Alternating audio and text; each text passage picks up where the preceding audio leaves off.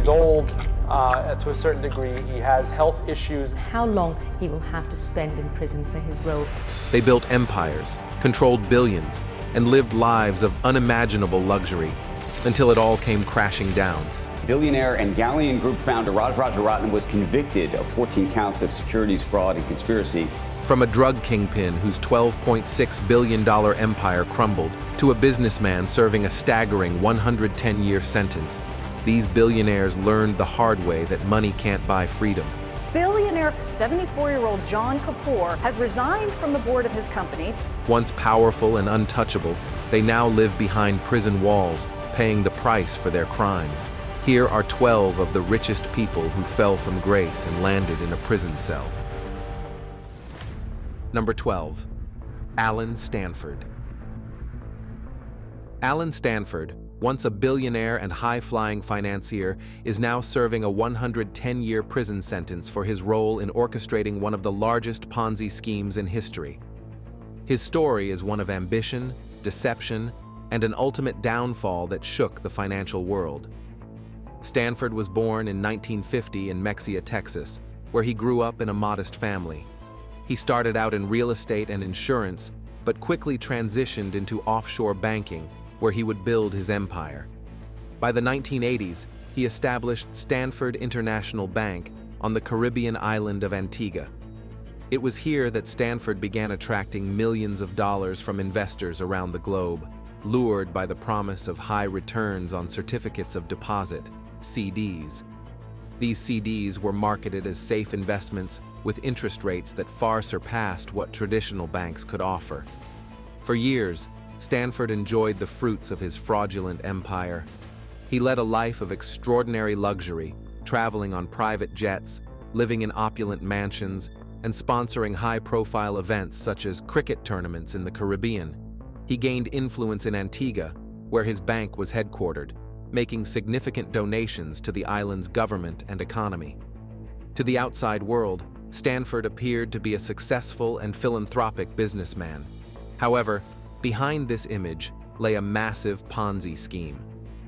Stanford's bank was not making legitimate investments with the billions of dollars entrusted to it. Instead, he was using new deposits from investors to pay out returns to earlier investors, thereby creating the illusion of financial success. This type of scheme is unsustainable in the long run, and by the late 2000s, cracks began to show. As suspicions grew, the U.S. Securities and Exchange Commission (SEC) launched an investigation into Stanford's financial activities. In February 2009, the SEC charged Stanford with fraud, accusing him of running a Ponzi scheme that defrauded investors of over $7 billion. His investors, ranging from individuals to large corporations, lost everything. Many had invested their life savings, believing their money was safe in what was supposed to be a well-regulated and legitimate bank. After his arrest in June 2009, Stanford maintained his innocence, claiming that the collapse of his financial empire was due to the global economic crisis and government interference. His trial began in 2012, and the evidence against him was overwhelming. Witnesses testified to his lavish spending, his manipulation of financial statements, and his efforts to obstruct investigations. Stanford's defense team argued that he was simply a scapegoat and that his bank was a legitimate business brought down by external factors, but the jury did not buy it. In March 2012, Stanford was convicted on multiple counts of fraud, conspiracy, and obstruction of justice. The judge handed down a 110-year prison sentence, effectively ensuring that Stanford would spend the rest of his life behind bars. The scale of his Ponzi scheme, which rivaled that of Bernie Madoff's, left a trail of financial devastation and ruined lives in its wake. Number 11. El Chapo Guzman. Joaquin. El Chapo Guzman wasn't just any drug dealer. He was the mastermind behind a crime empire that ran the drug game like a well-oiled machine. As the boss of the Sinaloa cartel, he moved massive amounts of cocaine, heroin, meth, and marijuana straight into the United States. At its peak, his operation controlled about a quarter of all drugs coming in from Mexico, making him one of the most powerful and feared men in the underworld. But it wasn't just his drug business that made him infamous. It was his ability to disappear. In 2001, he pulled off a prison break straight out of a movie, slipping out of a maximum security prison by hiding in a laundry cart. That was just the beginning. In 2014, after being caught again, he vanished once more, this time through a tunnel nearly a mile long that led straight to his prison cell. This was no ordinary hole in the ground. It had lights, ventilation, and even a motorcycle on rails to speed up his escape. He made law enforcement look like amateurs, and for a while, it seemed like no cage could hold him. But by 2016, his luck ran out. Under intense pressure from the US, Mexico handed him over. In 2019, a court in Brooklyn put his entire operation under the microscope. They found him guilty of smuggling drugs, laundering money, and running a criminal empire. The judge ordered him to give up $12.6 billion, money made from years of illegal business. Now, El Chapo sits alone in a tiny cell at ADX Florence, a supermax prison in Colorado, known for housing the world's most dangerous criminals. From ruling the streets to being locked away with no way out, his story proves one thing: no empire lasts forever. Number 10. Raj Rajaratnam. Raj Rajaratnam was once a powerhouse on Wall Street, the mastermind behind the Galleon Group, a hedge fund that controlled more than $7 billion. His success wasn't just about sharp instincts. He had connections in all the right places, giving him access to valuable corporate secrets before they became public knowledge. But in 2009, the FBI unraveled a massive insider trading scheme, exposing how Rajaratnam built his fortune on illegally obtained information. In one of the most significant financial scandals in U.S. history, he was convicted on 14 counts of fraud and conspiracy, making headlines as the biggest insider trading case of its time. Sentenced in 2011 to 11 years in prison, the longest term ever handed down for such a crime at that point, his downfall sent a clear message that even the wealthiest and most well-connected traders were not beyond the reach of the law. However, in 2019, after serving 8 years, he was granted home confinement under the First Step Act, a move that sparked controversy. Number 9. Truong My Lan. Lan's journey to immense wealth began humbly, selling cosmetics alongside her mother at a local market. But when Vietnam introduced economic reforms in the late 1980s, known as Choi Moi, she seized the opportunity to build an empire. As the country's economy surged, she amassed a fortune in real estate, securing prime land and developing high-end hotels, restaurants, and commercial properties. However, her rapid ascent wasn't just the product of business acumen, it was deeply intertwined with corruption.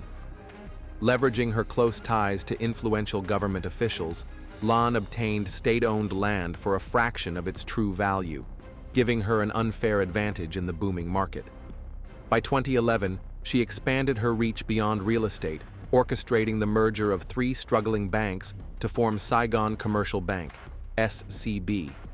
Vietnamese law prohibits any single individual from owning more than 5% of a bank's shares, but Lan found a way around this restriction. Through a complex web of proxies and shell companies, she secretly controlled over 90% of SCB, effectively making it her personal financial playground. With unchecked power over the bank, she engaged in rampant fraud.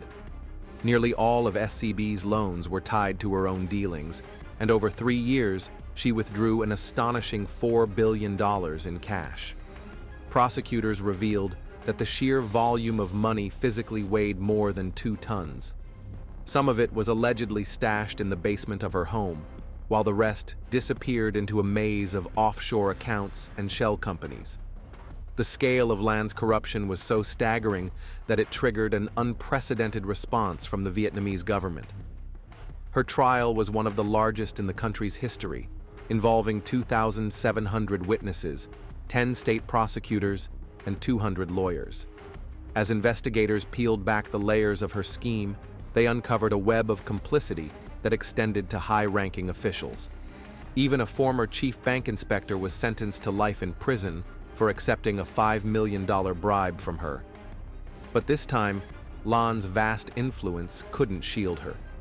In a rare move, the Vietnamese government chose to expose every detail of her crimes to the public, igniting widespread outrage.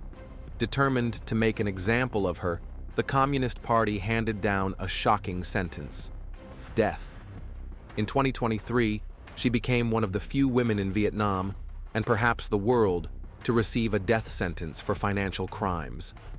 Though the court ordered her to repay $27 billion, many doubt that the full amount will ever be recovered. Some believe the extreme sentence is a tactic to pressure her into returning more of the missing billions. Lan has denied the charges and is expected to appeal, but her downfall remains one of the most dramatic in modern history. Her case is more than just a story of greed. It's a warning about the dangers of unchecked power in a rapidly transforming economy. It has become a defining moment in Vietnam's aggressive anti-corruption campaign, which has already brought down 2 presidents, multiple government ministers, and hundreds of officials. While her fate now rests with the courts, the damage she inflicted on Vietnam's banking sector will be felt for years to come. Number 8. Sam Bankman-Fried. Sam Bankman-Fried, once hailed as the golden boy of cryptocurrency, is now serving a 25-year prison sentence, a dramatic fall from grace for a man who had built one of the world's largest crypto empires.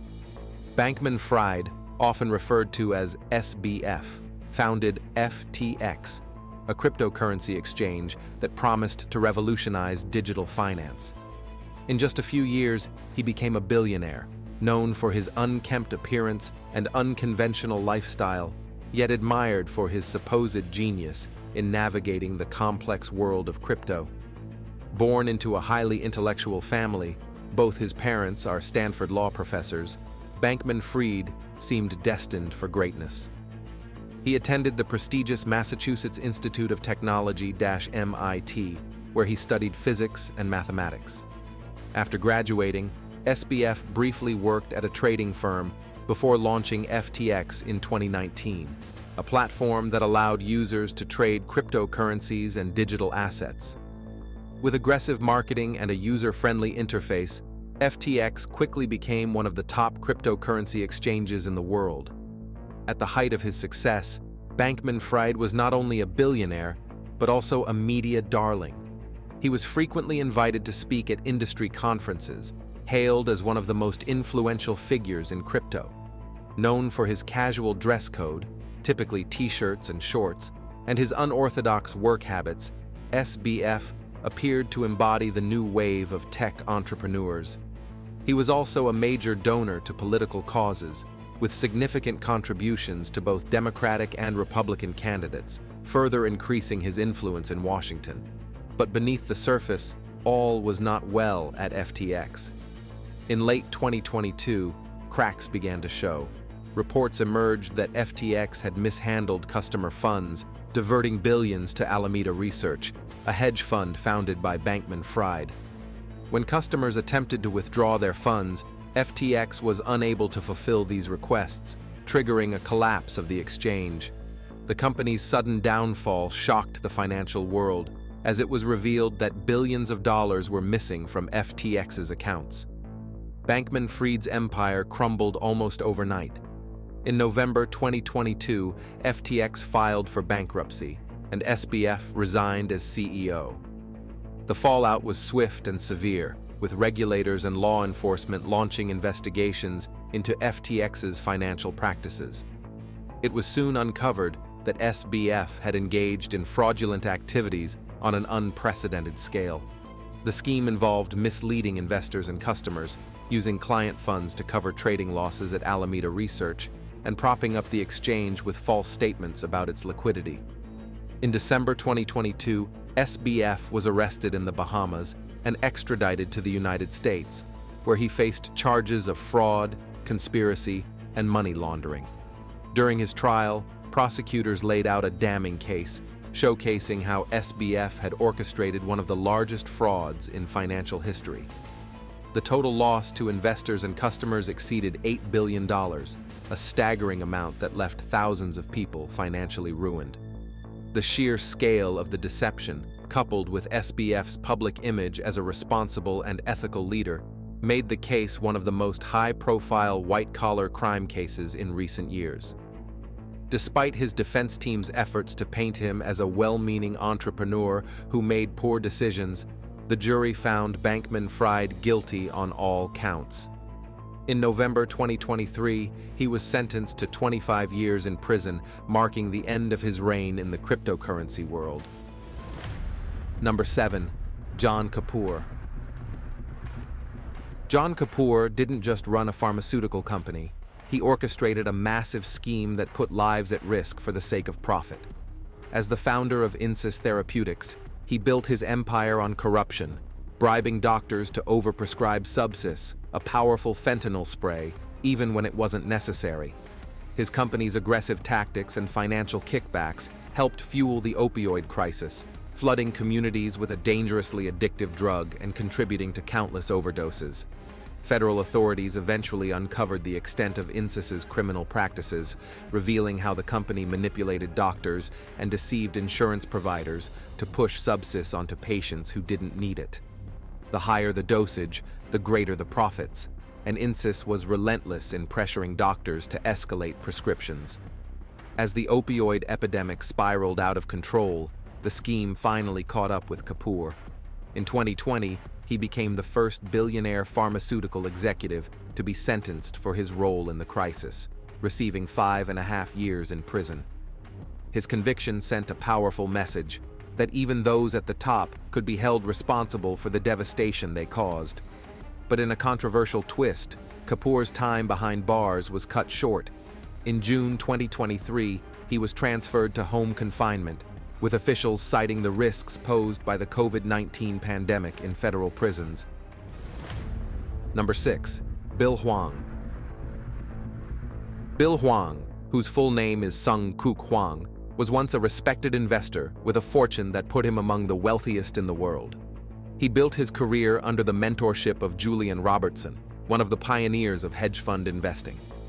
Hwang first gained recognition while working at Tiger Management before launching his own firm, Tiger Asia Management, in 2001. His reputation as a savvy investor grew, but so did his willingness to take aggressive risks. In 2012, his career took a major hit when he pleaded guilty to wire fraud related to insider trading. As a result, Tiger Asia was shut down, and he was banned from trading in Hong Kong. However, this setback did not end his ambitions. In 2013, he founded Archegos Capital Management, a private investment firm focused on managing his personal wealth. With no outside investors to answer to, he was free to take even bolder risks. Archegos operated differently from traditional hedge funds. Instead of directly buying stocks, the firm used total return swaps, a type of financial contract that allowed it to gain exposure to massive stock positions without actually owning the shares. This strategy enabled Hwang to quietly amass huge stakes in a handful of companies, including Viacom-CBS, Discovery, and several Chinese tech firms. By leveraging borrowed money from major Wall Street banks, he turned what was initially a few $1 billion into a trading empire worth tens of billions. However, this high-risk strategy had a major flaw. Because Archegos was using borrowed money to make its bets, even a small downturn could trigger a financial disaster. That is exactly what happened in March 2021. When Viacom-CBS announced a stock sale, its share price dropped sharply, causing banks to demand that Archegos provide more collateral. Unable to meet these demands, the firm collapsed almost overnight. The fallout was catastrophic, wiping out an estimated $10 billion from some of the world's biggest banks, including Credit Suisse, Nomura, Morgan Stanley, and Goldman Sachs. The scandal exposed major weaknesses in Wall Street's risk management systems. Despite his past legal troubles, Hwang had been able to secure tens of billions of dollars in leverage without setting off alarm bells. Regulators and lawmakers quickly launched investigations, leading to criminal charges against Hwang and his former chief financial officer, Patrick Halligan. Prosecutors accused them of running a fraudulent scheme designed to artificially inflate stock prices, mislead lenders, and hide the true risks of their investments. Hwang's trial was closely watched by the financial world. His defense team argued that he genuinely believed in the stocks he invested in and that he did not intend to defraud anyone. However, prosecutors painted a different picture, describing him as a reckless gambler who manipulated the market for personal gain. After a lengthy legal battle, he was convicted and sentenced in November 2024 to 18 years in prison. Before we move on, here's today's subscribers pick. Look at this image. Hard to believe it's a prison, right? With an almost king-sized bed, a TV, and even meal service, it looks more like a hotel room than a jail cell. While most prisons are overcrowded and harsh, there are luxury prisons designed for the ultra-rich. Take Halden Fengsel in Norway, where inmates have private rooms with refrigerators and flat-screen TVs, or Karabokan Prison in Bali, where some prisoners enjoy surprising levels of freedom. So yes, what you're seeing is real. But what do you think? Should prisons offer this level of comfort? Let us know in the comments. Number 5. Prakash Hinduja. Prakash Hinduja lived a life most people could only dream of. As a key figure in the wealthy Hinduja family, he sat on a fortune of $20 billion. His family's businesses stretched across industries, technology, real estate, and more, making them one of the most powerful names in the world. But in the year 2023, his world came crashing down when a shocking scandal exposed the dark side of his luxury. It all started in his grand Swiss villa, where Prakash, his wife, his son, and his daughter-in-law were accused of treating their domestic workers like prisoners. These workers had come from India, believing they were stepping into a better life. Instead, they found themselves trapped. Their passports were taken away, they couldn't leave, and they were forced to work up to 18 hours a day. The little money they earned was sent to Indian bank accounts they couldn't even touch while in Switzerland. Some of them had to sleep on basement floors, with barely any comfort at all. At first, these horrors were just rumors, but soon, the truth spread, and it turned into a legal storm. The family faced serious charges, including human trafficking. In the end, the most serious charges were dropped, but they were still found guilty of exploiting their workers. The court handed down prison sentences ranging from 4 to 4.5 years. Even when Prakash's lawyers argued that he was in poor health, the judges did not budge. To make matters worse, the court also went after the family's wealth, seizing valuable assets, including rare jewels, to cover possible penalties. For a man who had spent his life surrounded by power and riches, it was a fall like no other. The same world that once admired him now saw him in a very different light. Number 4. Elizabeth Holmes. Elizabeth Holmes wasn't just another startup founder. She was Silicon Valley's golden girl. Dressed in black turtlenecks and speaking in a deep, commanding voice, she had the world believing she was the next Steve Jobs. Billionaires like Rupert Murdoch and Larry Ellison handed over millions, convinced her company, Theranos, was about to change medicine forever. The pitch was simple. One tiny drop of blood, fast and cheap test results, and no more painful needles. It sounded like magic. But there was one big problem. The whole thing was a lie. The technology never worked. Patients got test results that were completely wrong.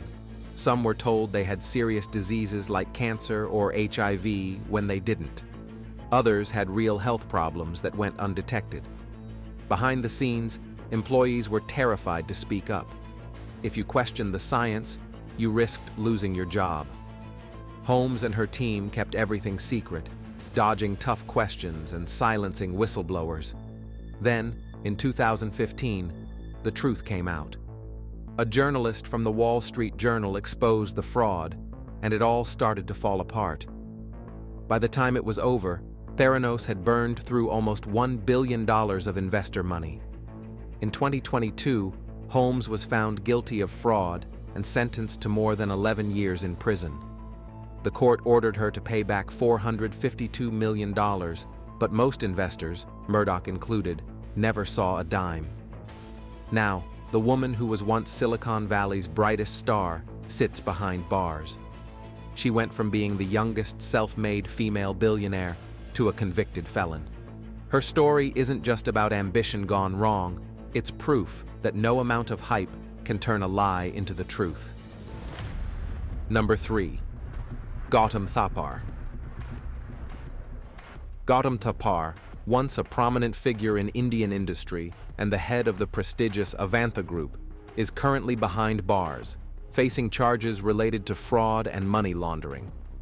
His story is about a business mogul who rose to great heights in India's corporate world, only to fall spectacularly due to a series of financial scandals.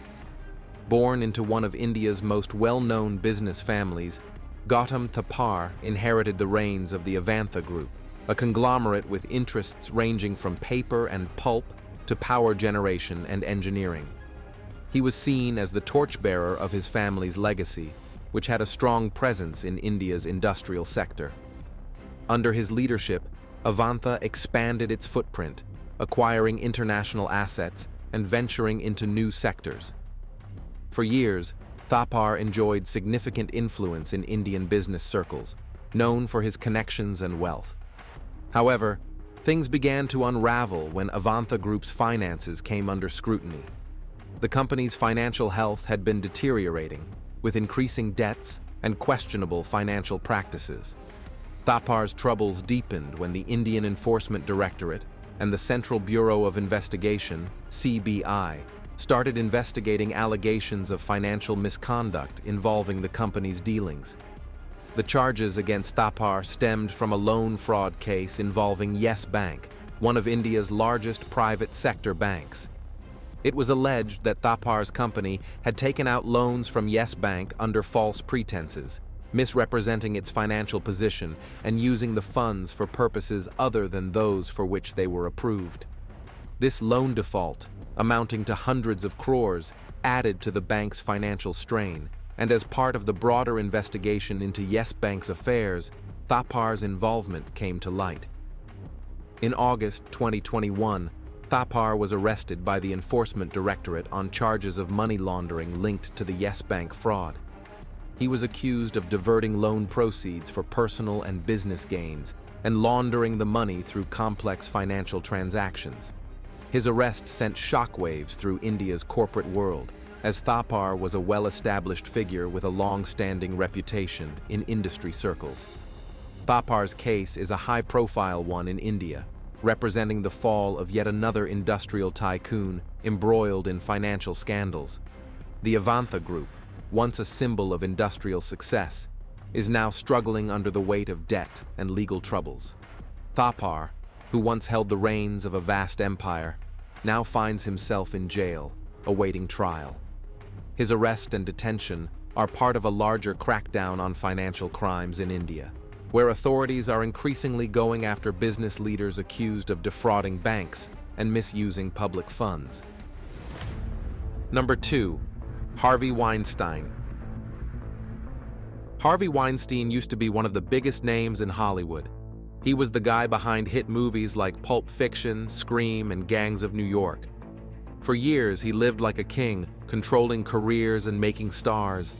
But in October of 2017, everything changed. Women started speaking out.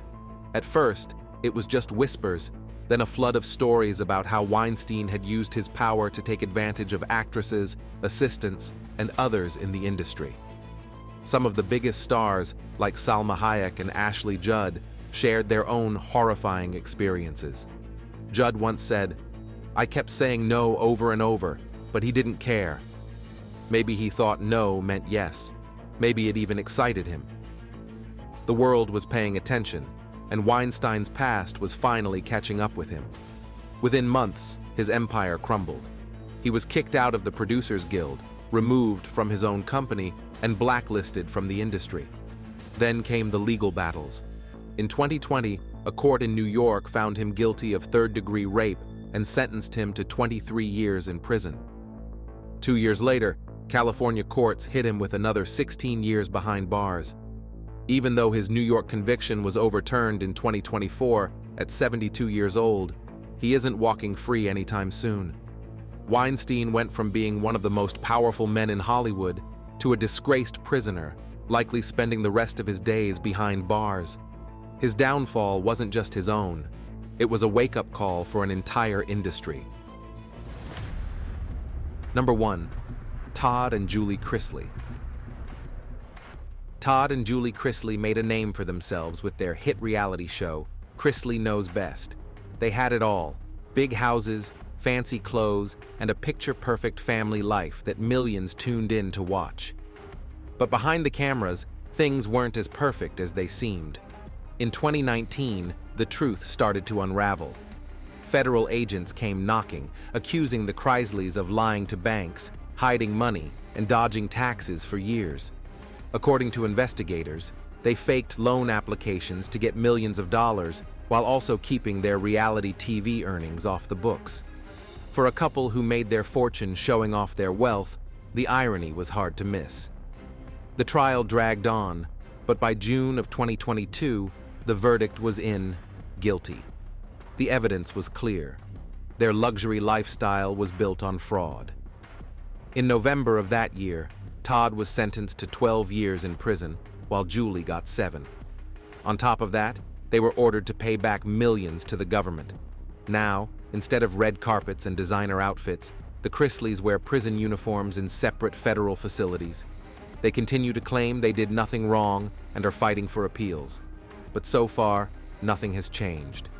The same people who once entertained America with their glamorous life are now living a reality they never saw coming. Thanks for watching. We'll see you in the next video.